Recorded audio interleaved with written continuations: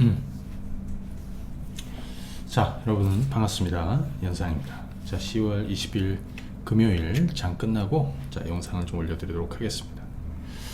한 주 동안에 참 힘든 한 주 보고 계실 거라고 생각이 들어요. 오늘 방송은 시장이 사실은 이스라엘 팔레스타인 전쟁에 이번 주에 사실은 기대감을 가졌던 것도 있어요. 좀 확전이 날 좀 막는 바이든 대통령의 이스라엘 방문 이런 것도 좀 기대해 본 게 있었는데 그것이 오히려 좀 꼬였습니다. 그리고 꼬인 실타래가 자 이것이 이제 풀려나갈 수 있을까? 오늘 시장도 증시가 초반에 오전에 이제 급락하다가 또 낙폭을 좀 줄이고 다시 조금 밀려가지고 이제 하락을 했어요. 상당히 과매도 영역에 있는 거는 뭐 분명하죠. 그래서 오늘 마감 시황하고 그 다음에 다음 주, 자 이번 주말에 사실 부담스러운 전쟁 또 확전에 대한 이런 우려, 그 다음에 국채 금리가 또 5%를 터치하고 내려왔지 않습니까? 뭐 이런 부분이라든지 그죠? 좀 고민해봐야 될 이런 악재들, 불확실성들이 있는데 자 여기서 기존의 악재들이 더 확대되지 않고 그죠? 기존의 악재들이 더 확대되지 않고 좀 진정된다면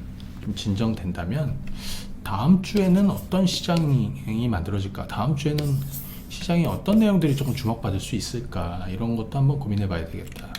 자, 오늘 시장이 반등 나올 때 가장 빠르게 반등 나온 쪽은 반도체하고 제약바이오였습니다. 또 여기에 급락장에 좀 관심 가져봐야 될 종목까지 좀 설명을 드리고 저희 이번에 특강 준비한 내용도 뒷부분에 보시면 되겠습니다.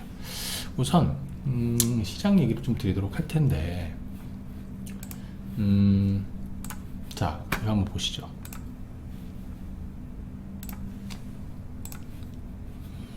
자, 미증시도 지금 보시게 되면 이건 나스닥이거든요. 양 이틀 급락이 나왔습니다.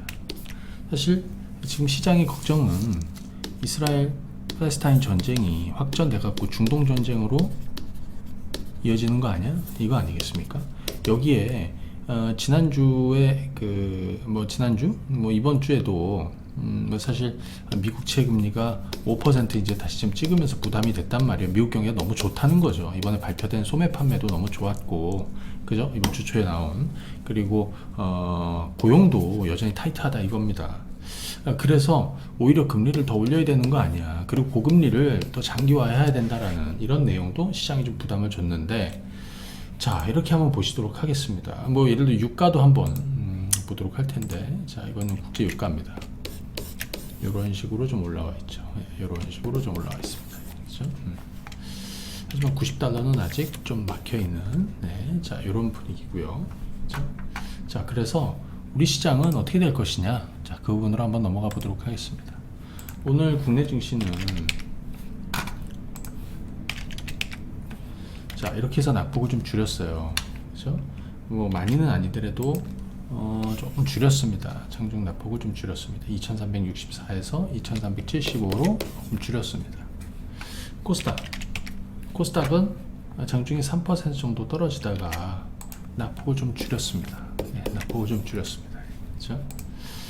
자 오늘은 뭐 사실 전날에 미증시가 떨어졌던 거는 악재였고, 그리고 나서 또 다른 불확실성이 하나 있었습니다. 그죠? 그것이 뭐였냐?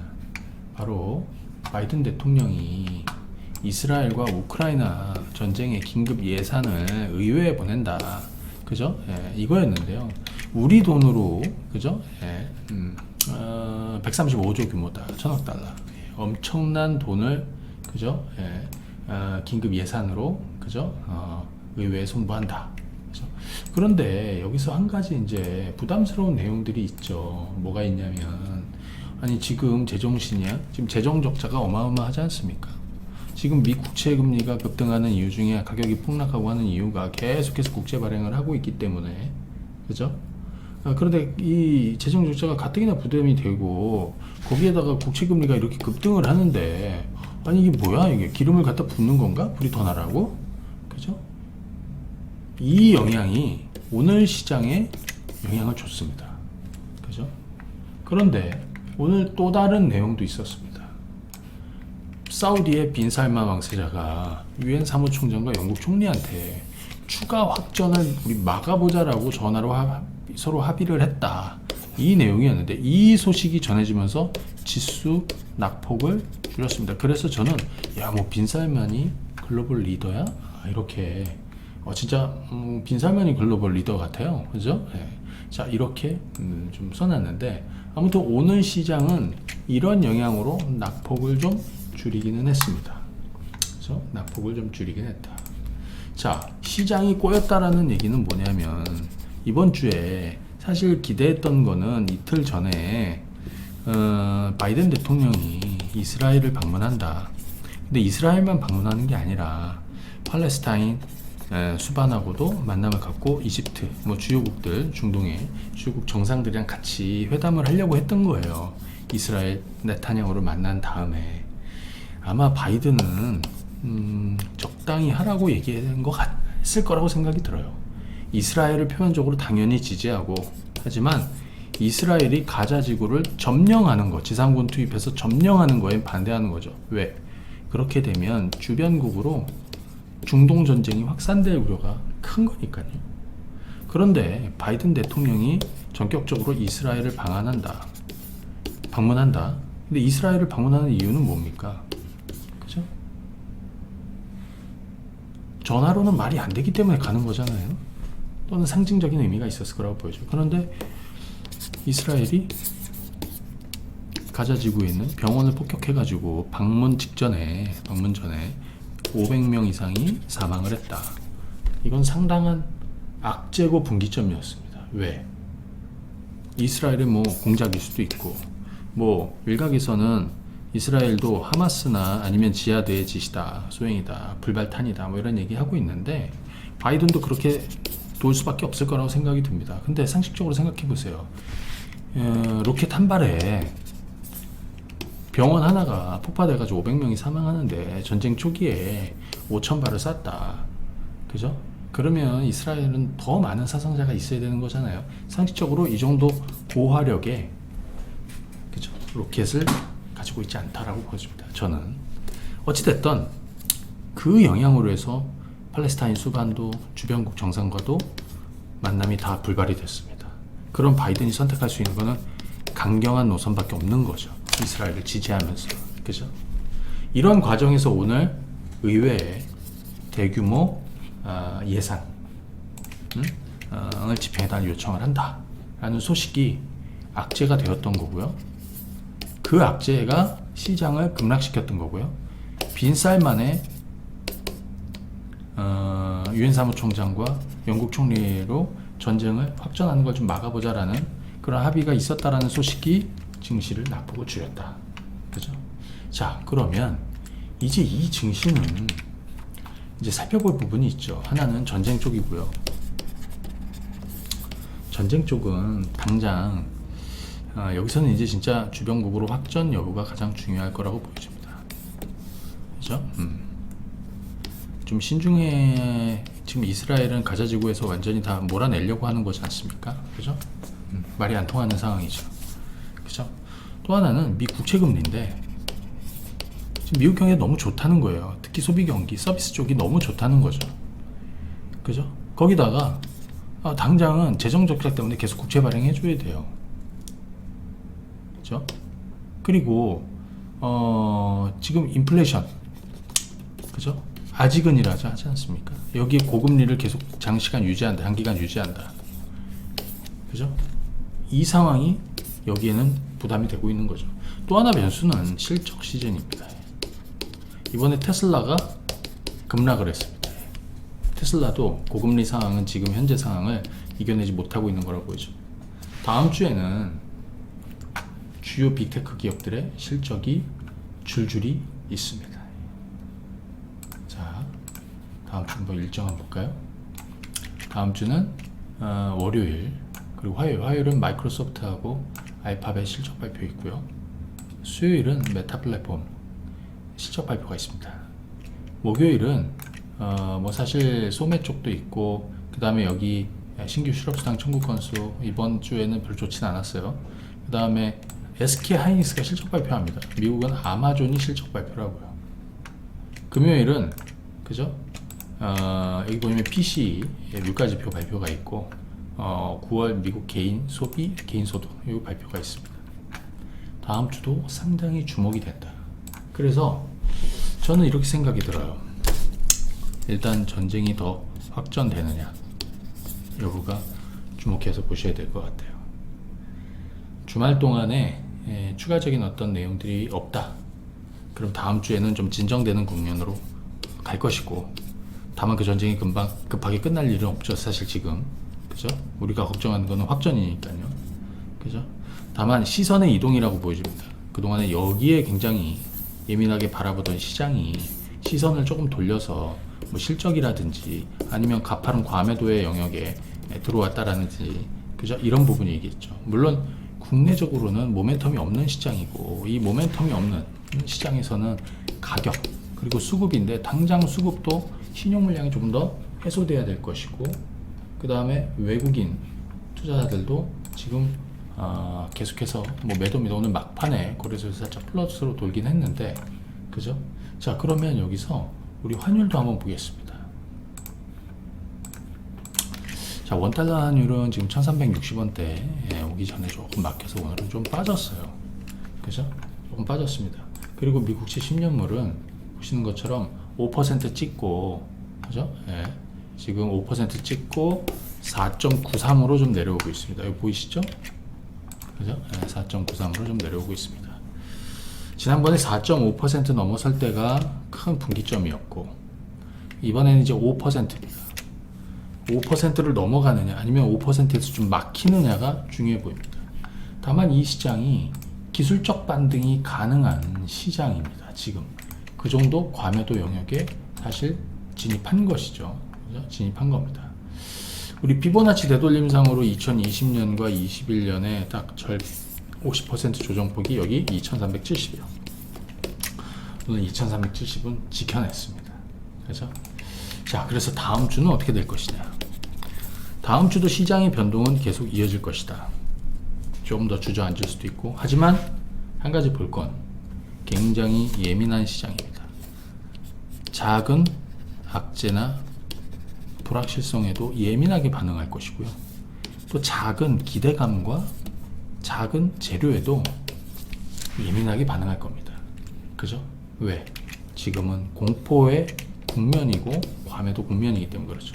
여전히 누르는 건 많아요. 다만 이것이 이렇게 돌리기 위해서는 저점 테스트를 다음 주에도 거칠 가능성이 좀 높다 이겁니다. 자, 그러면 늘 위기는 기회였다. 하지만 그 기회가 당장 V자로 나오지는 않을 거기 때문에 시간과의 싸움을 계속 해 나가야 되는 것이고요. 그죠? 주식을 접근하려는 분들은 천천히 섹터를 좀 정해두고 가는 게 좋겠다. 단기적으로 매매할 섹터와 아니면 투자할 섹터죠. 지금 매매도 이게 여의치가 않은 게 연속성이 없잖아요. 그죠? 예, 그래서 2024년까지 지금 최악인 걸 감안을 해보면 올해 분명한 건 2023년 올해 마지막 이 구간이 10월 11월 이 구간이 어찌됐던 지금 시장에서 올해 마지막 바닥을 만드는 구간이 아니겠냐 싶습니다. 악재를 대부분 반영하고 나면. 다만 중동 전역으로 전동 전쟁으로 확전이 되면 그건 최악인데요. 거기까지는 바라보지 않고 지금 설명을 드리고 있습니다. 그렇죠? 예. 자, 그래서 일단 이런 악재들, 지금까지 수면 위로 올라와 있던 악재들이 좀 진정되고 더 발전이 되지 않으면 지금 정도를 유지하면서 조금 더 매를 맞겠죠. 뭐 신용에 대한 매를 좀 맞을 거고, 환율 불안, 외국인들 뭐 당장 주식을 연속으로 크게 살 일은 없기 때문에 그런 거 좀 매를 맞을 거고, 하지만 가격은 싸지는 것이고요. 그죠? 그 다음에 시선의 이동, 전쟁이나 중동 쪽에 몰렸던 시선이 미국 국채 금리가 좀 빠진다든지 아니면 미국 기업 실적들이 강하게도 안전히 기대를 갖게 좀 움직여 준다든지 이러면 또 반전이 좀 있을 수 있어요. 다만 V자로 이렇게 돌아서지는 않을 것 같고요. 좀 늘어질 것 같습니다. 그런데 오늘도 가만히 보시게 되면 시장에서 어떤 쪽이 좀 강했냐. 그래서 예를 들어 한 두 가지 섹터에 대해서는 2024년까지 큰 그림을 그려야 되는 거고요. 그 첫 번째는 반도체 쪽이라고 보여집니다. 이번에 SK 하이닉스도 추세가, 저도 계속 보유 의견을 좀 드리고 있는데, SK 하이닉스는 이번에 또 제로도 좀 있었죠. 엔비디아가 HBM3 그죠? HBM. 이거 뭡니까? 고대 메모리 반도체. 이거 또 선점을 위해서 SK하이닉스의 대규모 선수금을 입금했다. 그런 소식이 있었죠. 뭐 상당히 견조하게 잘 버티고 있습니다. 여기에 오늘 잘 보시게 되면 뭐 하나 마이크론 같은 애들도 반등이 좀 나왔고, 그죠? 한미 반도체 같은 건 여전히 좀 살아있네. HPSP 여전히 추세 흐름이 깨지진 않았고요. 낙폭과대 섹터에서 AD 테크놀로지 오늘 한 6~7% 올랐습니다. 팹리스 쪽에서, 그죠? 그리고 뭐 테스 같은 거나 이런 쪽도 바닥을 저점을 잡고 있습니다. 그죠? 뭐 심텍 같은 거는 여전히 추세를 유지하고 있고요. 그래서 반도체 쪽은 2024년까지 큰 그림을 그릴 수 있겠다. 반면에 2차전지 쪽은 좀 부진한데 테슬라가 부진해서 테슬라가 돌아야겠죠. 또 하나는 제약바이오 섹터입니다. 이번 주에 제약바이오가 가장 부담스럽게 빠졌던 것 중에 하나는 유한양행이 주가가 급락해서인데요.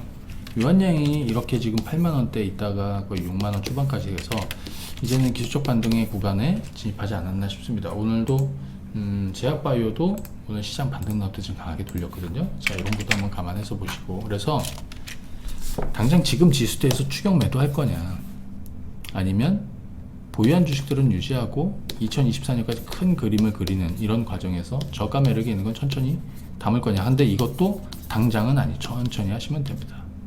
그리고 지금은 시장 분위기를 조금 관망하는, 가만히 계셔볼 필요가 있겠고요.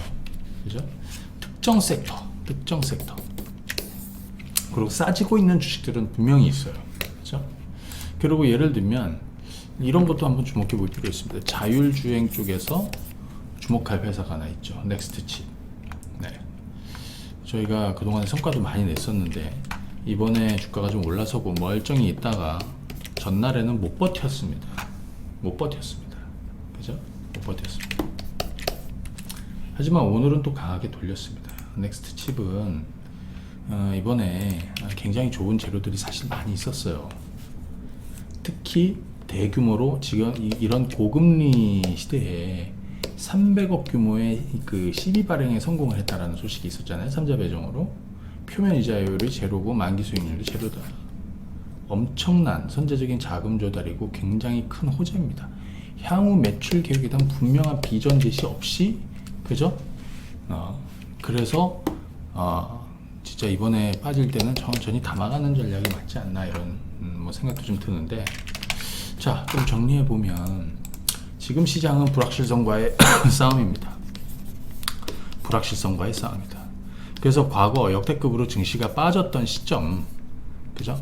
이때를 좀 되돌아볼 필요도 있습니다. 그때는 어땠고 그 이후의 시장은 어떻게 드라마틱한 반전을 만들었는지.